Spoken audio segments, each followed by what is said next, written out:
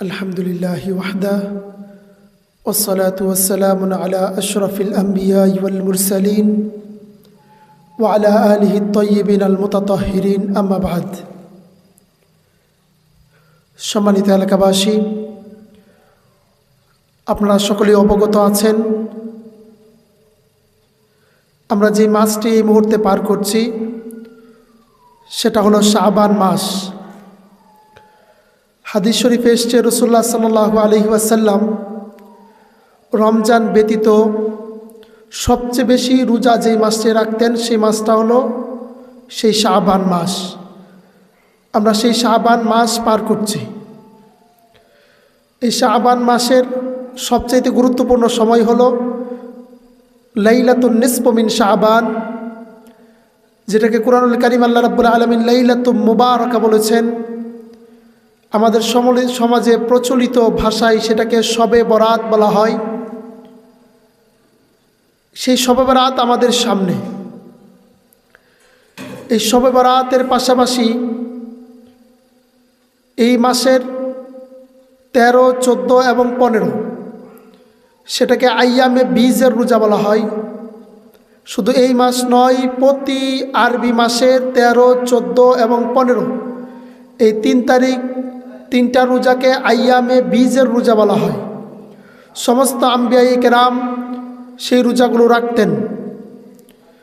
তো এই হিসাবে আজকে শাবান মাসের 12 তারিখ অর্থাৎ 13 তারিখের রাত পড়ে গেছে। রাসূলুল্লাহ সাল্লাল্লাহু আলাইহি ওয়াসাল্লাম বলেছেন, যে ব্যক্তি আইয়ামে বীজের এই 3টা রোজা রাখবে আল্লাহ রাব্বুল আলামিন পূর্ণ 1 বছর রোজা রাখার সওয়াব তার আমলনামায় দান করবে। এরপরেও এই বিষয়ে অনেক সওয়াব পাওয়া যায়, অনেক রিওয়ায়াত পাওয়া যায় আইয়ামে বীজের রোজার অনেক ফজিলত। তাই যেহেতু আমরা সারা বছর এই আইয়ামে বীজের রোজা অনেকেই রাখি না, আমাদের সামনে সময় এসেছে যেহেতু আমরা শবে বরাতের রোজা রাখব। আজকে 13 তারিখ, 14 এবং 15 যারা আইয়ামে বীজের রোজা রাখতে ইচ্ছুক, আপনারা আজকে রাত্রেই সাহারি খাবেন। সাহারিকে আগামীকাল সোমবার, মঙ্গলবার এবং বুধবার এই 3টা রোজা রাখার চেষ্টা করবেন। আবারও বলছি, যারা আইয়ামে বীজের রোজা রাখবেন আজ রাতেই সাহারি খাবেন, আগামীকাল সোমবার, মঙ্গলবার এবং বুধবার এই 3টা রোজা রাখবেন। আর যারা 3টা রোজা রাখতে পারবেন না তারা আগামী মঙ্গলবার দিবাগত রাত সাহারি খেয়ে বুধবারে রোজা রাখবেন। সেটা হলো শবে বরাতের রোজা বা লাইলাতুন নিসফু মিন শাবানের সেই রোজা। এই রাসূল সাল্লাল্লাহু আলাইহি ওয়াসাল্লাম লাইলাতুন নিসফু মিন শাবান, শাবানের অর্ধ রজনীর পরের দিন যেই রোজা রাখতেন সেই রোজার পক্ষে প্রায় 60টা সহিহ হাদিস পাওয়া যায়। আলহামদুলিল্লাহ। এই জন্য আপনাদেরকে অনুরোধ করব, যাদের সম্ভব হয় আজ রাতেই সাহারি খাবেন এবং এই আইয়ামে বীজে 3টা রোজা পালন করবেন। এই 3টা রোজার ভিতরেই আপনার শবে বরাতের রোজা হয়ে যাবে, আইয়ামে বীজের রোজাও হয়ে যাবে। আর যাদের সম্ভব হবে না আগামী মঙ্গলবার দিবাগত রাত সাহারি খাবেন, বুধবারে ইনশাআল্লাহ শবে বরাতের সেই রোজাটা রাখবেন।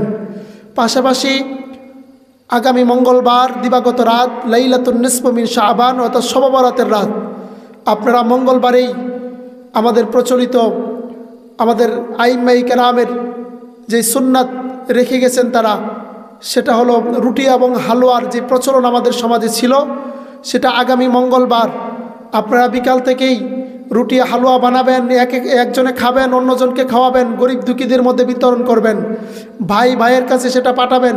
আমাদের আত্মীয়তার সম্পর্ক রক্ষা হবে, আমাদের হাদিয়ার সুন্নত আদায় হবে এবং রাসূলুল্লাহর মুহাব্বত হাসিল হবে এই হাদিয়া আদান প্রদানের মাধ্যমে।